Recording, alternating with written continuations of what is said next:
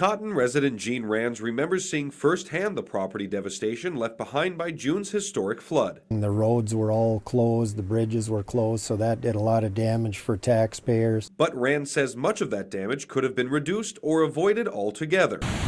4 days after the 10 inches of rain fell, Minnesota Power followed what Rands calls an outdated federal operating plan and opened the Whiteface Reservoir, only worsening the flood for residents downstream. Rands said no one from the county notified residents of the decision. We had people trapped, you couldn't get fire trucks, first responders, or anything else into these places. It's those exposed weaknesses in the hazard mitigation plan that people like Marcus Bruning of the St. Louis County Sheriff's Office Emergency Management Division are working to fix. In all, over 30 people of varying expertise have been chosen to analyze risks, set goals, and listen to firsthand testimony from people like Rands about what can be done better on the front lines of disaster prevention. But the idea is to go into to local areas and say, how can I help?